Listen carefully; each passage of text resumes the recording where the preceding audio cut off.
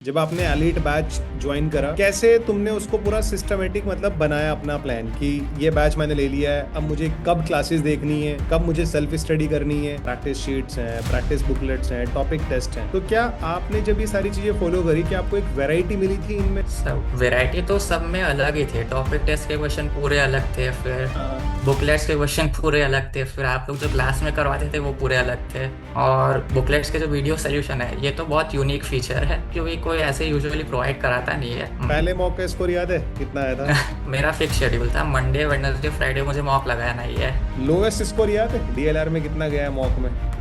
3-4 marks होंगे। DLR DILR में में भी मेरे मार्क्स बहुत फ्लक्चुएट होते थे, कॉर्ड्स में भी बहुत फ्लक्चुएट होते थे, तो सोचता था कि क्या होगा। सेक्शनल का क्या शेड्यूल था? Tuesday Thursday Saturday? Yes sir, ऐसा ही था। या हाय गाइस, सो आज हमारे साथ प्रथम है। एंड प्रथम ने कैट 2025 में 99.08 परसेंटाइल स्कोर किया है। और प्रथम ने स्नैप में भी 99 प्लस परसेंटाइल स्कोर किया है। एग्जैक्ट स्कोर याद है प्रथम कितना था आपका? स्नैप में 99.49। 99.49। कितने अटेम्प्ट दिए थे आपने स्नैप एग्जाम के? मैंने इस बार तीनों अटेम्प्ट दिए थे। ठीक है। और कैट में आपका 99.08 है ना? हाँ। तो आपको स्क्रीन पर ना अभी शो भी हो जाएगा प्रथम का पूरा स्कोर कार्ड, कैट का और स्नैप का। सो आज हम प्रथम के साथ डिस्कशन करेंगे किस तरह से प्रथम ने अपनी पूरी कैट की जर्नी में क्या क्या चीजें करी हैं, ठीक है। कब इसने एमबी पाठशाला प्लेटफॉर्म ज्वाइन करा था, कितने मॉक टेस्ट लगाए थे, कितने यार सेल्फ स्टडी की थी, प्रथम कॉलेज जाता था या वर्किंग प्रोफेशनल था, ये सारे डिस्कशन हम लोग इसमें करेंगे ताकि आप लोगों को थोड़ा सा एक क्लैरिटी मिले। तो प्रथम, मैं पहले ना आप मुझे अपना एक थोड़ा सा बैकग्राउंड बताओ कि आपने क्लास 10th कब किया था, 12th कब किया था, ग्रेजुएशन कब किया था? क्लास 10th तो मेरा 2019 में हुआ था। फाइन। 12th 2021। ओके। और ग्रेजुएशन मेरा 2024 में कंप्लीट हुआ था। बीकॉम ऑनर्स किया था मैंने। बीकॉम ऑनर्स तो ट्वेल्थ भी आपने कॉमर्स बैकग्राउंड से करी होगी। हाँ। तो मैं ये बोल सकता हूँ आप नॉन मैथ्स बैकग्राउंड से हैं? नहीं, एक्चुअली मेरा मैथ्स था 12th में, तो नॉन मैथ्स ओके तो नहीं बोल ओके। सकते। बट यार जैसे ये बच्चों का रहता है स्पेशली, मतलब वो तो चीज़ चाहे तुम वो बहुत अच्छी तरह रिप्लाई कर पाओगे अब। जैसे कुछ बच्चों का रहता है कि जिनके पास 11 12 में मैथ्स नहीं होता है, ठीक है। हम्म। तो डू यू थिंक कि मतलब वो लोग अपने आप को नॉन मैथ बैकग्राउंड बोल सकते हैं? मतलब मुझे ऐसा लगता है बैकग्राउंड तो हमेशा रहे ना हमारा। तो हाँ तुम मुझे ये मतलब। बताओ 11 12 की जो मैथमेटिक्स तुमने पढ़ी है वो कैट की प्रिपरेशन में कितना यूज हुई है? 11 12 तो ऑलमोस्ट ना के बराबर है, वहां से तो कुछ आता ही नहीं है देखा जाए तो, ज्यादा कुछ। बस मतलब वो तीन फंक्शंस चार टॉपिक ग्राफ्स था, थोड़ा बहुत। फंक्शन, हाँ ग्राफ, हाँ। लॉगरिथम हो गया। हाँ, और तो कुछ नहीं है। तो ये जो बाकी सब बच्चों को 10th से ही हो गया। डर लगता है कि मैंने क्लास 11 12 में मैथ्स नहीं पढ़ी, ठीक है, तो मैं कैसे कैट करूंगा, मैं हमेशा बोलता हूँ मतलब जो क्लास आपका 10th तक का सिलेबस है वही 80% आ रहा है कैट में। हाँ तो मतलब ये डर लगना नहीं चाहिए यार। आप लोग खुद देख लो, प्रथम ने ये पूरी जर्नी करी है कैट 2025 की पूरी अच्छी तरह से फुल्ली प्रिपरेशन के साथ। तो वो आई थिंक आपको बता सकता है। मेरी बात पे तो आप लोगों को विश्वास होता नहीं है जब हम क्लासेस में बताते हैं। तो अब हाँ जिसने मतलब किया है। 10th तक का मैथ्स ही इनफ है, उससे ज्यादा कुछ करने की जरूरत ही नहीं है आपको, बस उसको ही एडवांस लेवल तक ले जाना होता है थोड़ा सा। और कुछ जरूरत नहीं है। अपने तरीके बदलने होते हैं थोड़े से, मतलब वो हाँ, ट्रेडिशनल अप्रोचेस तरीके। बदलने पड़ते हैं। हाँ। तो प्रथम ये कैट 2025 की जर्नी सीरियसली कब स्टार्ट हुई थी, कब पूरा प्लान बना लिया था कि हाँ इस बार कैट 2025 मुझे फोड़ना है? और कब से तुमने एक्चुअल में ही पढ़ना शुरू कर दिया था वो? कब से प्लान कर लिया था आपने, एक बार मेरे को बताओगे? तो देखा जाए तो मैंने 2024 में भी अटेम्प्ट दिया था, 2023 में भी अटेम्प्ट किया था। ठीक है। और 2023 अटेम्प्ट तो नॉन सीरियस अटेम्प्ट था, मैंने ज़्यादा ठीक कुछ है। पढ़ा नहीं था। 23 तो वाला? 23, हाँ। वो ऐसा रहा होगा 20। कॉलेज कॉलेज में है चलो दे देते हैं। हाँ वैसे ही कुछ था, फाइनल ईयर में था, ऐसे ही दे दिया। ठीक है। और 2024 में मैंने सेल्फ प्रेप किया था। मैंने जून जुलाई से अच्छे से प्रेप करना स्टार्ट किया था। ठीक है। मैंने क्वांट्स पूरा आपका यूट्यूब से ही किया था। ओके। तो जितना मैंने पढ़ा सब यूट्यूब से किया था उस टाइम। ठीक है। लेकिन कुछ प्रैक्टिस लेवल थोड़ी कम थी तो उतने अच्छे मार्क्स नहीं आए उस टाइम। एक बार बताओ और कि याद है 2024 में कितना आया था कैट में? 96% आए थे ओवरऑल? ओवरऑल। ठीक है। कैट 2024 में 96 आया था प्रथम का, और प्रथम हाँ ने तब खुद से प्रिपरेशन करी थी और यूट्यूब यूट्यूब का कंटेंट देखा था। हाँ ठीक है। कैट 24 ओवर हो गया। हाँ, 24 ओवर हो गया। हाँ। फिर मैंने और कुछ सर्टिफिकेशन कोर्सेज किए तो मैं उनमें लग गया। ठीक फिर है। मैंने एकदम अच्छे से प्रिपेयर करना अगस्त से स्टार्ट किया था, जब मैंने आपका बैच खरीदा एमबीए पाठशाला का। एलिट बैच सबसे लास्ट वाला बैच एलिट था। बैच, हाँ। Okay. तो ये सबसे लास्ट वाला बैच था हमारा, उसके बाद हमारा कोई फुल लेंथ बैच नहीं आया था। हम्म। मतलब तुमने सर्टिफिकेशन कोर्सेज किए, और उसके बाद तुमने लास्ट के मतलब 4-5 मंथ्स अपनी प्रिपरेशन को थोड़ा सा ब्रश अप किया बैच के साथ साथ, है ना? Yes sir. ठीक है। तो प्रथम, जैसे तुमने कैट 2024 की प्रिपरेशन भी करी, तो जैसे नवंबर में कैट 24 हो गया था, उसके बाद तो मतलब बिल्कुल भी टच में नहीं थे क्वांट एलआईडी वीआरसी के फ्रॉम जनवरी टू अगस्त। हाँ सर, मैं बिल्कुल टच में नहीं था। मैंने जुलाई में थोड़ा स्टार्ट किया था, लेकिन टच में तो नहीं था, बोल सकते हैं ऐसा। Okay. Okay, hmm. Fine fine. So मतलब एक बार मेरे को ये भी बताओ कि ये जो लास्ट के 4 मंथ्स थे तुम्हारी प्रिपरेशन के, जब आपने एलिट बैच ज्वाइन करा, कैसे तुमने उसको पूरा सिस्टमेटिक मतलब बनाया अपना प्लान कि ये बैच मैंने ले लिया है, अब मुझे कब क्लासेस देखनी है, कब मुझे सेल्फ स्टडी करनी है, कितनी सेल्फ स्टडी करते थे, अपने वीक एरियाज को कैसे इंप्रूव किया, अगर तुम्हारा अगर कोई वीक एरिया था, तो ये सारी चीजें एक बार आप मुझे डिटेल में बताएं। तो पहले क्वांट से स्टार्ट करते हैं। क्वांट तो मैंने पूरा आपका स्टार्टिंग से एंड तक वापस पूरा देखा, पेड बैच का। ठीक है। तो मैं टॉपिक वाइज करता था। तो मैंने जैसे रेशियो प्रपोर्शन किया। फिर जैसे टॉपिक खत्म हुआ, मैंने आपके बुकलेट सॉल्व किए, हम्म। प्रैक्टिस शीट सॉल्व की, टेस्ट टेस्ट दिए। सारे चैप्टर में मैंने ऐसे ही किया था। ठीक है। तो ये क्वांट में मैंने ऐसे ही किया। एलआरडीआई में भी मैंने ऐसे ही किया था। पहले मैंने वीडियोस देखे, बुक सॉल्व करी, टॉपिक टेस्ट दिए, और मोस्टली इतना ही एनफ था मेरे लिए। इतने में ही मेरा हो गया था मोस्टली सब। और वीआरसी मेरा पहले से ही देखा जाए तो थोड़ा सा अच्छा था, तो हम्म। उसमें मुझे थोड़ी कम प्रैक्टिस लगी। तो उसमें बस मैं मोस्टली मॉक्स ही देता था और टॉपिक टेस्ट देता था, तो उसमें हो गया था मेरा। मतलब तुम्हारे जो थोड़े से पिलर्स, थोड़े से अगर तुम्हें लग रहा है, वो थे क्वांट और एलआरडी है जो तुम्हें, जिन पे तुमने थोड़ा काम किया है। हाँ। अब मैं ये पूछना चाहूंगा प्रथम तुमसे, जैसे अगर हम अपने एमबीए पाठशाला के करिकुलम की बात करें, लाइव क्लासेस हैं, प्रैक्टिस शीट्स हैं, प्रैक्टिस बुकलेट्स हैं, टॉपिक टेस्ट हैं, तो क्या आपने जब ये सारी चीजें फॉलो करी, कि आपको एक वैरायटी मिली थी इनमें? भले हमारे टेस्ट के क्वेश्चंस हो, हमारी बुकलेट के क्वेश्चंस हो, और जो हमारी बुकलेट का एक स्पेशल फीचर है, हम लोगों ने वीडियो सॉल्यूशंस जो प्रोवाइड करा रखे हम्म। हैं, उसने कैसे हेल्प किया तुम्हें, एक बार ये बता पाओगे आप? सब वैरायटी तो सब में अलग ही थे। टॉपिक टेस्ट के क्वेश्चन पूरे अलग थे, फिर हाँ। बुकलेट्स के क्वेश्चन पूरे अलग थे, फिर आप लोग जो क्लास में करवाते थे वो पूरे अलग थे। तो वैरायटी तो बहुत सारे क्वेश्चंस कवर हो जाती थी वैसे तो। और बुकलेट्स के जो वीडियो सोल्यूशन है, ये तो बहुत यूनिक फीचर है, मुझे ऐसा लगा, क्योंकि कोई ऐसे यूजुअली प्रोवाइड कराता नहीं है। और काफ़ी हेल्पफुल फीचर है ये। मतलब हम उसको हर साल अपडेट कर रहे हैं, जैसे अभी हमें एमए हाँ। पाठशाला को 2 साल ही हुए हैं, तो हमने इस साल की बुक्स में भी और अपडेट किया है। और वीडियो सॉल्यूशंस, अगर लास्ट ईयर हमारे 80% वीडियो सॉल्यूशंस अपलोडेड थे, तो इस साल हम उसको पूरा का पूरा कंप्लीट करने की कोशिश करेंगे, क्योंकि कुछ टॉपिक्स के वीडियो सॉल्यूशंस कुछ एक्सरसाइज के नहीं थे, बट मोर देन हाँ, 80% वीडियो सॉल्यूशंस अपलोडेड थे। तो मोस्टली थे, 20, हाँ। हाँ, हम्म। 2026 में हम लोग उसको पूरा 100% कर देंगे, ठीक है? और जैसे अब जो तुम्हारा उसमें फुल लेंथ मॉक्स कब से लगाए? टॉपिक टेस्ट पढ़ लिया, टॉपिक हम्म। टेस्ट के बाद सेक्शनल्स लगाए पहले, या फुल लेंथ लगाए, कैसे इसको सिंक्रनाइज किया? मैं टॉपिक टेस्ट के बाद मैं सीधा फुल लेंथ में ही चला गया था, क्योंकि मैं तो 2024 में भी प्रिपेयर किया था। तो काइंड ऑफ मैं ऑलरेडी प्रिपेयर था कि कैसे क्वेश्चंस आते हैं, कैसे अटेम्प्ट करना है मुझे। तो इसलिए मैं सीधा मॉक्स में चला गया था। मैंने अगस्त से ही स्टार्ट कर दिए थे मॉक्स लगाने इस बार। ओके। मतलब जैसे हम्म। बैच लिया, उधर टॉपिक हाँ। वाइज प्रिपरेशन अपनी चल रही है, उधर से हमने मॉक लगाने शुरू कर दिए। हाँ, मैंने शुरू कर दिया सीधा। हम्म। पहले मॉक का स्कोर याद है कितना आया था? आ, कुछ परसेंटाइल तो 90 के आसपास ही होगा इस बार शायद। फर्स्ट हाँ, मॉक में फर्स्ट वॉक। ऐसा लगा था फर्स्ट मॉक देने के बाद, यार पिछली बार कैट में 96% आ गया, इस बार पहले मॉक में 90% आ रहा है। लगा तो था, लेकिन फिर मैंने सोचा कि इस बार तो मतलब 6 महीने के गैप के बाद भी इतना आ रहा है, तो हाँ, ठीक ही है, कुछ उतना खराब तो है नहीं। तो इम्प्रूव हो जाएगा वापस, ऐसा मैंने सोचा फिर। सही है सही है। हम्म। ठीक है, फिर कितने मॉक टेस्ट लगाए पूरे फुल लेंथ मॉक्स वाले? फुल लेंथ मॉक्स कितने लगाए आपने? एक नंबर। 40 प्लस लगाए होंगे मैंने। 40+। Hmm. And sectional test?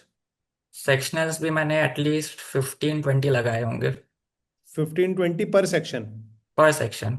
Nice, very nice. और जो हमारा कंटेंट था, टॉपिक टेस्ट, प्रैक्टिस बुकलेट्स, ये पूरा का पूरा कंटेंट लगा हाँ, दिया? ऑलमोस्ट 90 to 95% कवर कर लिया था पूरा।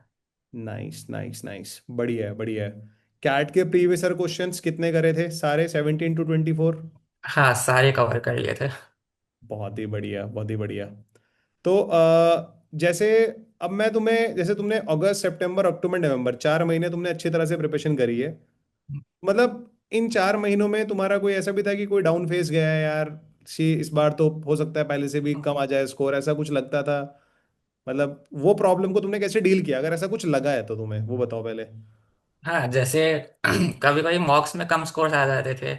कभी 70-80% भी आता था एक दो बार। तो तब लगता है कि मतलब अब होगा कि नहीं होगा पता नहीं। तो जब भी ऐसा लगता है तो मैं कभी प्रीवियस ईयर क्वेश्चंस में चले जाता था हम्म। और सॉल्व करके देखता था कि हाँ, ये तो हो रहा है मेरे से, तो शायद कैट में भी हो ही जाएगा मेरे से। तो उससे काइंड ऑफ एक मोरल बूस्ट होता था। बिल्कुल। और और मैं कभी कभी नए टॉपिक्स पे भी चला जाता था, जैसे क्वांट का कोई नया नया टॉपिक है तो स्टार्टिंग में इजी क्वेश्चंस रहते थे, हम्म। तो वो सॉल्व होते थे तो थोड़ा और मोटिवेशन मिलता था। हाँ। तो ऐसे मैं डील करता था उसको। Nice nice. अच्छा, जैसे तुमने बोला तुम पूरा क्लासेस कवर करने के बाद टॉपिक टेस्ट पे जाते थे, स्पेशली ये बिगनर्स के लिए थोड़ा डाउट पूछ रहा हूँ मैं। तो आप टॉपिक टेस्ट में मान लो, हमारे हमारे जो टॉपिक टेस्ट का पैटर्न है, आई थिंक 10 10 क्वेश्चंस क्वांट में हर हम्म। टॉपिक में है। तो उन 10 क्वेश्चंस का जब आप एनालिसिस कैसे करते थे, क्योंकि फुल लेंथ मॉक का एनालिसिस पे हम लोग बाद में डिस्कशन करेंगे, ये जो टॉपिक टेस्ट थे हमारे, आप इनका एनालिसिस कैसे करते थे? पहले तो मैं देखता था कि जो क्वेश्चन गलत हुआ है वो गलत क्यों हुआ है, ठीक और है। मैं वापस से सॉल्व करने का ट्राई करता था। तो हुए तो ठीक है, नहीं तो फिर मैं वीडियो सोल्यूशन पे चला जाता था। ठीक है। और जो क्वेश्चन मैंने अटेम्प्ट नहीं किया या छूट गए वो भी मैं सॉल्व करता था वैसे ही। और हो गए तो अच्छा है, नहीं तो वीडियो सोल्यूशन देख लेता था। कोई डाउट नोटबुक वगैरह बनाई थी या सब पूरा मेटेरियल डिजिटलाइज ही पूरा मैनेज किया था?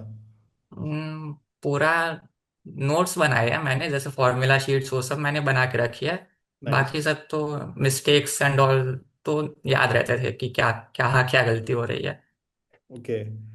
अच्छा, जैसे मैं आपको बोलता हूँ कि अगर अभी आपको दोबारा से मैं बोलूँ कि आप अभी अगस्त 2025 में हो, तो उन 4 महीने में ऐसी कौन सी गलती है अब प्रथम अगर उनको अवॉइड करना चाहेगा, और प्रथम ने वो 4 महीने में गलतियां करी हैं, ऐसी कोई गलती थी जिससे तुम्हारा स्कोर और अच्छी तरह इंप्रूव हो सकता था? मतलब बेसिकली मैं तुम्हारी 3 मिस्टेक्स पूछना चाह रहा हूँ, हाँ, जिनको तुम अगर ना करते तो शायद ये स्कोर और अच्छा आ जाता। ठीक है, कोई ऐसी गलतियां हैं? जैसे कभी कभी तो मैं कभी कभी ऐसा होता था कि मैं पूरा दिन कॉन्ट मेरा पूरा दिन कॉन्ट्स में निकल गया। हाँ। तो वैसा मुझे लगता है मुझे नहीं करना चाहिए था। उससे मेरा LRDI थोड़ा सा इग्नोर हो जाता था, और ओके। उसकी वजह से मेरे स्कोर्स भी कम आते थे कभी कभी LRDI में। तो जो मैंने बाद में ठीक कर दिया था, लेकिन ऐसा ऐसी गलती नहीं करनी चाहिए मुझे जो लगता है। इक्वल डिस्ट्रीब्यूशन रखना चाहिए टाइम का। इक्वल डिस्ट्रीब्यूशन रखना चाहिए, हाँ। या तो जो वीक सेक्शन है उसको थोड़ा ज्यादा टाइम दे सकते हैं, नहीं हाँ। तो ठीक है।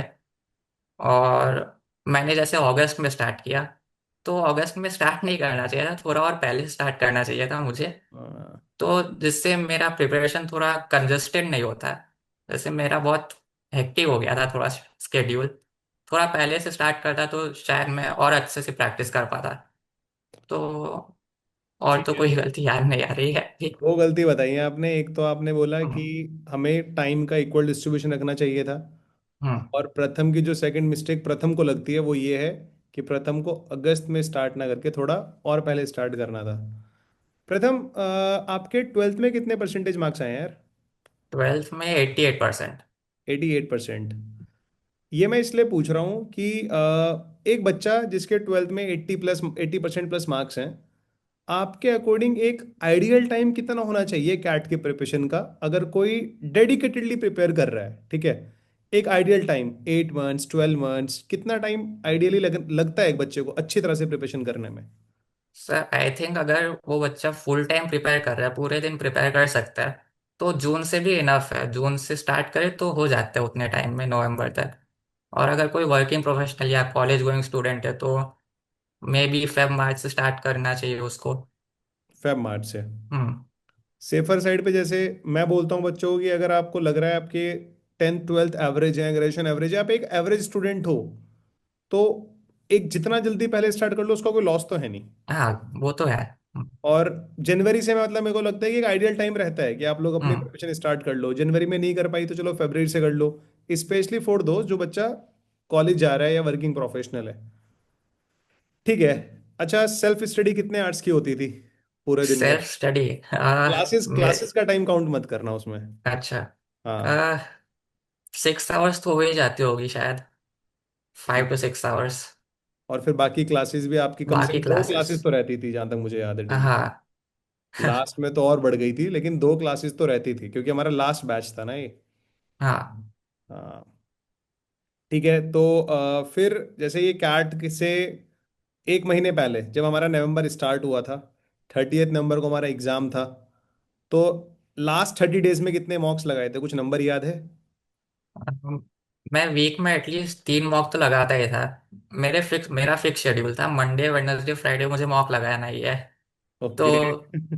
तो मैं हर मंडे वेडनेसडे फ्राइडे मॉक लगाता ही था। सेक्शनल का क्या शेड्यूल था, Tuesday Thursday Saturday? Yes sir. ऐसा ही था। बढ़िया बढ़िया, तो हमने हाँ। बिल्कुल डिस्ट्रीब्यूशन कर रखा था, Monday Wednesday Friday full length लगाना है, ट्यूसडे हाँ। थर्सडे सैटरडे सेक्शनल लगाना है। Yes sir. Full length mock का एनालिसिस करने में कितना टाइम लगता था? मिनिमम 2 आवर्स तो लगता ही था।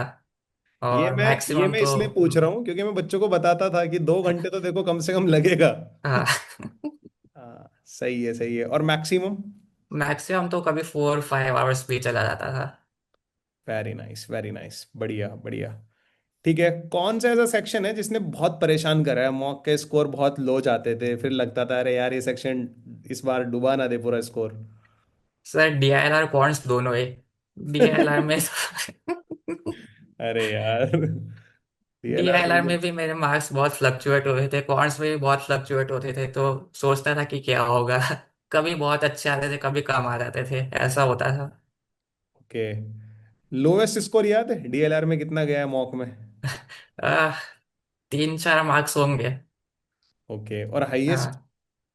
हाईएस्ट कुछ 35 36 हो सकते हैं मे बी। नाइस, मतलब आपका लोवेस्ट स्कोर 3 to 4 मार्क्स भी गया है मॉक में। हाँ। मतलब एक बच्चा पता है क्या सोचता है जब उसके 3 4 मार्क्स आ जाते हैं ना, उसको लगता है नहीं भाई अब क्या अगले साल करना है, इस साल नहीं करना है। और हाँ वो। हाईएस्ट आपका हाँ। 35 तक गया है ना? हाँ। बढ़िया है। क्वांट का लोवेस्ट स्कोर याद है मॉक में कितना गया था? कॉन्स में भी 10 12 हो सकता है मे बी। हाँ। और हाईएस्ट तो मेरा 48 भी गया है। 48 भी गया है, नाइस। हाँ। 48 का मतलब 16 क्वेश्चंस आपने सही करे होंगे। नाइस, हम्म। बढ़िया बढ़िया। ठीक है। एंड वीआरसी तुम्हारा थोड़ा स्ट्रांग था, तुमने जैसा बोला है ना? हाँ वीआरसी का जैसे तुम्हारा थोड़ा सा मैं बोल रहा हूँ कि एक स्ट्रांग पिलर की तरह था आपकी प्रिपरेशन में, क्या स्ट्रैटेजी थी, क्या क्या मेरा कुछ बैकग्राउंड ऐसा था जिससे मेरा वो थोड़ा स्ट्रांग रहा, या मैंने कुछ के लिए भी कुछ प्रिपरेशन करी है इनिशियल डेज में? सर, कुछ ऐसा? बैकग्राउंड तो मेरा ICSE स्कूल का इंग्लिश मीडियम ही था। ओके। और तो मेरा इंग्लिश रिलेटेड तो कुछ था नहीं। और ऐसा भी नहीं है कि मुझे रीडिंग पसंद है, ऐसा तो कभी कुछ था नहीं। लेकिन VRC में क्या होना चाहिए, आपकी कॉम्प्रिहेंशन स्किल्स ही अच्छी होनी चाहिए। और बिल्कुल। आपकी रीडिंग स्पीड अच्छी होनी चाहिए। तो ये बस आप कॉम्प्रिहेंशन प्रैक्टिस करके ही बढ़ा सकते हैं। और इसका कोई तरीका ही नहीं है करने का। तो मैं बस RC प्रैक्टिस ही करते रहता था, उससे मेरा फ्लो में रहता था VRC। नाइस, मतलब हाँ कॉम्प्रिहेंड करने की स्किल अगर है आपकी है हाँ। तो फिर तो मतलब कोई दिक्कत ही नहीं है। हाँ। सही है। सर्टिफिकेट वाले कोर्सेज कौन कौन से किए जो जनवरी से आपने पूरा जुलाई तक इन्वेस्ट किया अपना टाइम? तो सर मैंने। हाँ। FRM किया हुआ है, FRM financial risk manager. Okay. Finance का ही कोर्स है वो। तो वो ठीक है। किया मैंने। ओके। और ये मतलब फुल टाइम था, मतलब पूरा का पूरा रोल उसमें आपका? हाँ, फुल टाइम था। मतलब जनवरी से लेके पूरा जुलाई तक का? जनवरी से पूरा। हाँ। मैंने मई में एग्जाम दिया था, मई या जून में एग्जाम दिया था उसका। हम्म। हम्म। तो फुल टाइम ही था वो। Okay okay. जब हम लोग कॉलेज में होते हैं अपने कॉलेज के थर्ड ईयर में, जब हमारी स्टार्टिंग होती है इन द मंथ ऑफ अगस्त और जुलाई लास्ट, हम्म। तो थर्ड ईयर में जब आप आए थे अपने कॉलेज में तो आप आए होंगे 2023 में, इफ आई एम हाँ। नॉट रॉन्ग, है ना? And 2023 CAT was your first attempt. Yes sir. तो कॉलेज में जाके कुछ आइडिया लगा था, या वहां से हम थोड़ा सीरियस होना शुरू हो गए थे अपने आगे के करियर के लिए, कि तब थर्ड ईयर आ गया है, 2 साल तो चले गए हैं, ये 1 साल भी ऐसे ना चला जाए, तो आगे के लिए कुछ प्रिपरेशन करी जाए। तो हाँ। ऐसा कुछ था मतलब, कैसे, मतलब ये एक थॉट आता है ना माइंड में कि मेरे को अब एमबीए करना है, वो थॉट कहाँ से आया था माइंड में, मैं पूछना चाह रहा हूँ। तो एक्चुअली जो ये सर्टिफिकेशन जो मैंने किया था उसके दो पार्ट्स है। तो पार्ट वन मैंने 2023 में ही दिया था। ठीक तो है। उसके बाद मुझे लगा कि ये तो इनफ नहीं है, मुझे और भी कुछ करना चाहिए जिससे मेरी और भी स्किल्स डेवलप हो सके। तो वही से मैंने देखा कि शायद एमबीए मुझे करना चाहिए। वो हम्म, मेरे लिए एक अच्छा स्टेप फॉरवर्ड लगा मुझे, एमबीए इन फाइनेंस स्पेसिफिकली। तो वहां से मुझे ऐसा लगा कि करना चाहिए। कोई ड्रीम कॉलेज भी सेट हुआ था तब कि इस ड्रीम कॉलेज से मुझे एमबीए इन फाइनेंस करना है? IIM कोड है ना, उसका फाइनेंस प्रोग्राम। तो वो मैंने सोच के रखा था।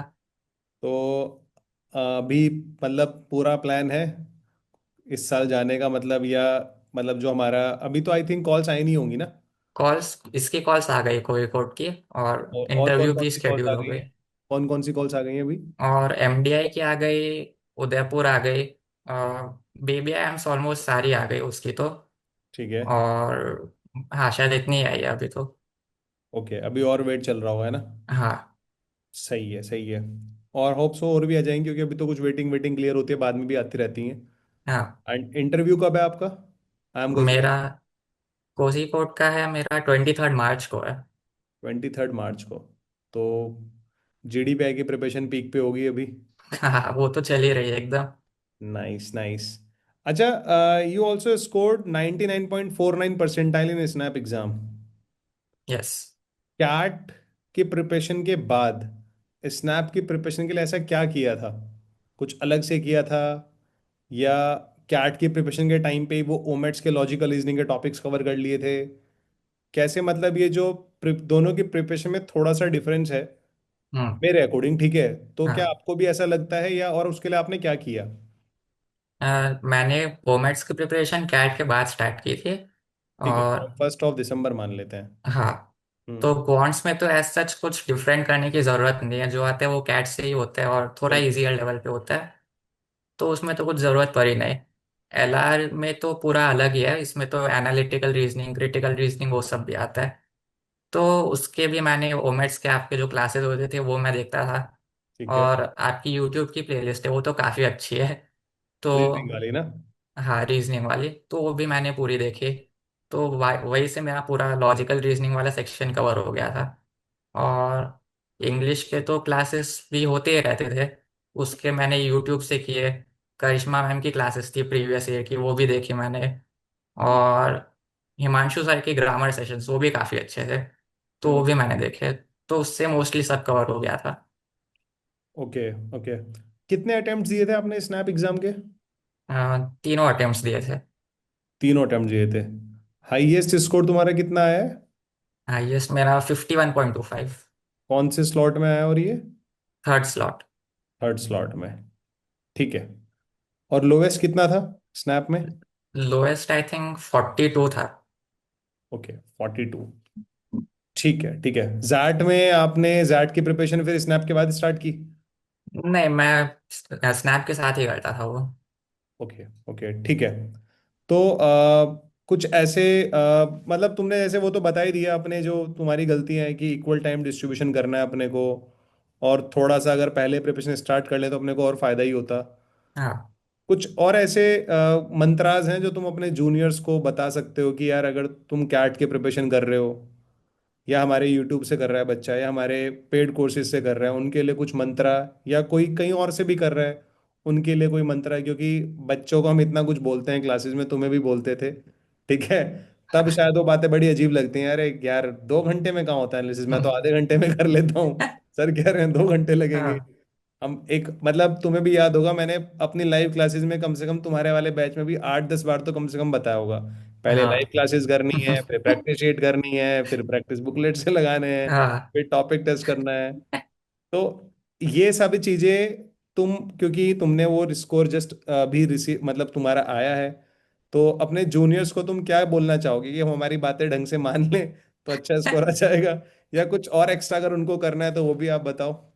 सर एक तो मैं यही बताना चाहूंगा कि बस हार्डवर्क करते रहो, डेफिनेटली। कंसिस्टेंसी मेंटेन रखते रहो, तभी जाके कुछ रिजल्ट आएगा आपका। नहीं तो पॉसिबल ही नहीं है।